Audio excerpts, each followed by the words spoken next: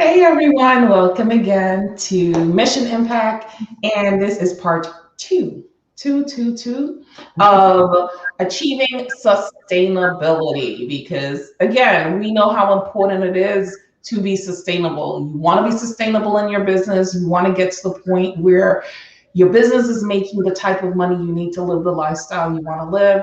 And if you're in the social impact business, also to help to impact your community. The only way to do that is to go through the steps of sustainability. Last time we talked about the SWOT analysis and the role that it played in getting you to the point where you want to be sustainable. Today, we're going to talk about you, basically, or the person who is running your business and the role that they play in getting you to sustainability, right? So today's segment is called Looking at Leadership. Achieving Sustainability Part 2. My name is Tracy B. Allen. I am the owner of TDA Consulting Group. I am an impact strategist. I'm an impact strategist, a social enterprise consultant, and a small business funding strategist. I have been in the industry for over, time remind me, over 20 plus years, right? I think it's like 23 or 24, over 20 plus years. And I really just help social impact social people who are in the social impact industry to make sure that they are making the revenue that they need to make and they're maximizing their impact in the community. Yep, and I am Ty Boone. I am owner of Ty Boone Enterprises. Like Tracy, I have been in this line of work for 20 plus years. plus years. You're old. We're really old out here.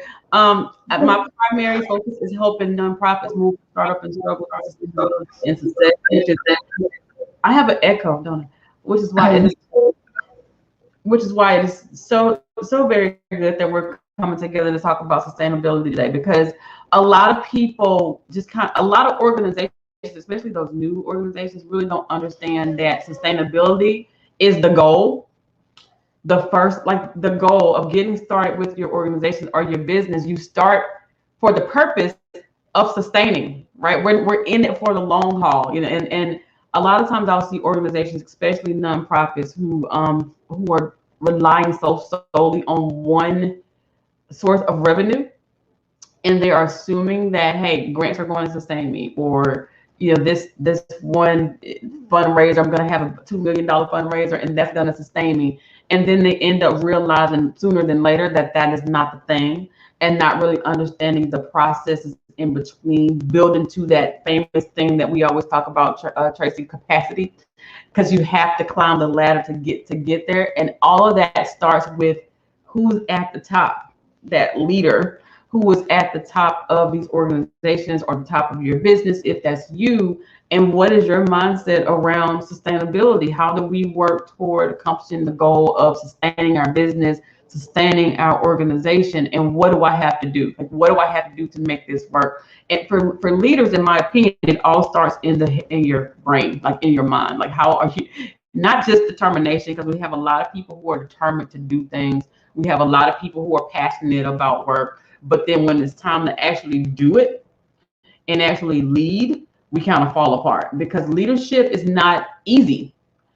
And I don't think it's supposed to be. It doesn't supposed to be an easy thing. And we get frustrated. We're like, oh, this organization is not coming together, so I'm going to quit. I can't get my salary, so I'm going to quit. I'm supposed to make $100,000 by year one. And instead of me trying to figure out how do I make this $100,000 by year one, I quit, because it didn't come as soon as I thought it was going to come. And then I take that same mindset and I pass that along to those that I'm serving. I pass that along to people who I'm trying to get to work for me within my organization, because it all starts with the head, right? If it all starts with the head, so what I see, they're going to see, because the head has the eyes. Go ahead, Tracy. You're laughing. What's up? No, I'm laughing because it's so true. And we just had this conversation the other day where we were just talking that, our businesses are growing so quickly that, it's kind of getting a little hard for us to keep up.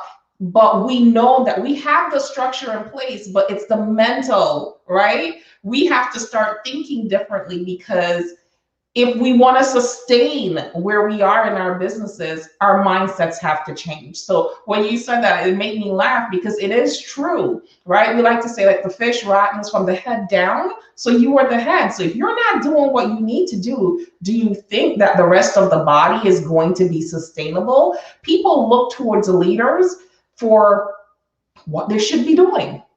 So if the leader is slacking off, not doing what they're supposed to be doing, dropping the ball on a consistent basis, that is what the rest of your group is going to do. Another thing that we talk about all the time is, and a lot of people don't really like it when I say it, but it's the truth. A lot of leaders have egos. We all have egos. Let's start there, right? All of us, we all have egos. If we don't, then you're not existent. But how big your ego is the main problem, right? How big is that ego? So if your ego is so big that it's overshadowing your ability to think straight and to think like a business person, and what I mean is, understanding, as a business person, you cannot build a business by yourself. It is an impossible feat. You need people in your camp. We're not talking about, oh, well, my friends don't buy from me, my family don't buy from me. That's not what we're talking about.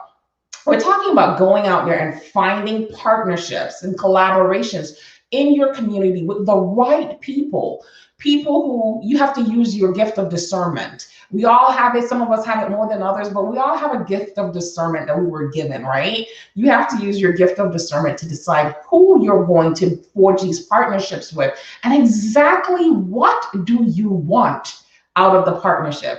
Because that, I find that a lot of times, it's not that people are not doing partnerships. It's just that they're going to the partnerships all willy-nilly. Just, hey, whatever happens, happens. You can't do that. You have to go into it with, this is what I expect to get out of it. Outcomes. What is the outcome that you expect to get out of it? You have to have evaluative processes along the way to determine whether or not the partnership is actually working, if it's benefiting you or the other person. Oh, nobody's winning in this situation. You're frustrated, the other person is frustrated, whatever it is.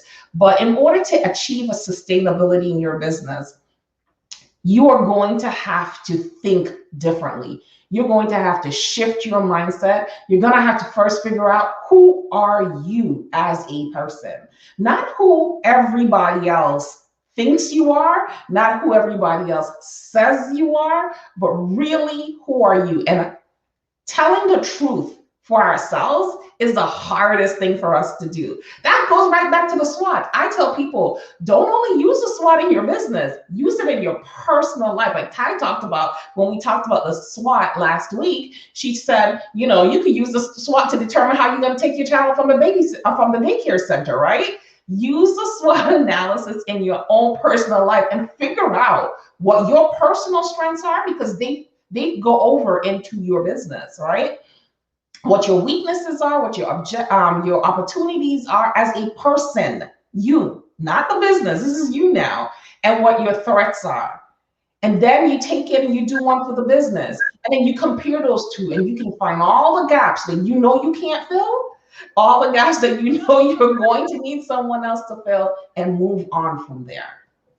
You are 100. I mean, the fact that your personal kind of goes over into your business, because you're the same person. Like, you're not, you don't become a new person when you started a business, right? You're just taking your same self into a different situation.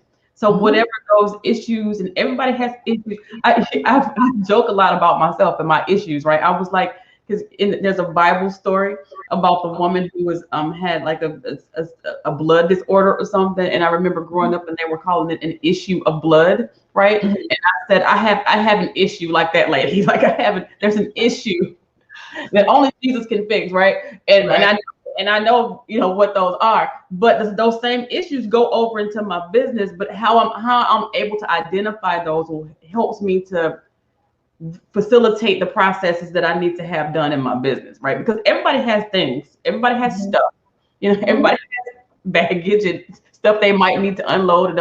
But you have to know that, hey, this is me. And Tracy said, who are you? Like, not who people think you are, who people say you are, or whatever. And how does that translate into the kind of business that you want to run? Now some of the stuff, and depending on what that stuff is, some of that stuff you might have to purge and go get some, let it go, right? But a lot of some of the stuff is just you. It's in your DNA. So what about your DNA makes you an effective leader? Because there's something, that's going to make you, what's going to make you the leader that you're trying to be for this kind of business that you're trying to have, right? And being able to identify what that is, your strengths, being as a leader, and there's different characteristics that leader. Y'all read all the stuff, what's leadership? We ain't even doing all that kind of stuff. That's boring, right? But what is it about you? What's your sauce? What's that sauce that you bring to the table as a leader? Because the leader you're not doing this by yourself. If you're going to lead, there has to be followers, right? Yes. In your business, how do you want the team to follow? How do you want your audience to follow? Because you don't have to, it doesn't even have to be your working team. If you're a leader out in the community, if you're a leader in your field, whatever, what do you want that to look like? Because it reflects back on you as a leader in the area that you're supposed to be leading in. So, I mean, and what you were saying, Tracy, know who you are. So what it looks like to them as it relates to you may not look like the same thing that it looks like to them as it relates to me, right? It's like, it's who am I? Like, I'm a different person. I have on a blue shirt, Tracy has on a black shirt, right? So we're both leaders, but we don't look the same. Right. We said last week, we're not twins, but we do a whole lot of stuff the same way, but we're not twins. So what is my leadership skills? What are they? And how do they relate? And how do those who follow me understand those skills? And how do those people who follow me, how do they take in what I'm giving them as a leader to produce stronger leaders within themselves? And that's the same thing for whoever I'm following, right? If there's no progress going on in the relationship, then we don't need to follow each other. Exactly. And I think the biggest part of this leadership topic is the one thing that a lot of people don't want to hear. Sometimes when you've done all of this assessment, you figure out you are not a leader. And not everybody can lead. That's just what it is. It doesn't mean that you can't be a business owner, because you don't have to be the leader to be a business owner. That's why you hire managers and supervisors. Okay? Sometimes leadership is not your thing. You may be the creative, the engine behind the projects, but someone else needs to take the forefront and get it to fruition. So you have to figure that out as well. I like that. A lot of us want to step into places that we don't belong. We really need to. I don't want to tell people to stay in your lane, because people like to tell people that, stay in your lane. But your idea of what my lane is and my ability to get into another lane may be totally different. So that's a whole different type of topic. So don't think that's what I'm saying. You just have to really assess whether or not you truly are a leader and you have what it takes to be a leader, to lead a team, take that whole burden on your shoulder. Like when we start, Ty and I talked about it, when we started hiring employees, we were like, oh man, so it ain't just me alone I gotta think about no more. You know what I mean? We have a whole responsibility of someone else's life. Okay, time to really get to work. You know? Then you pick it up, right? I mean, and look, then you're like, oh my God, maybe I should leave from behind, because our leadership has got too much going on. Yeah. And it goes back to SWOT again. Like, what are your strengths? Everybody is not meant to be out front. No.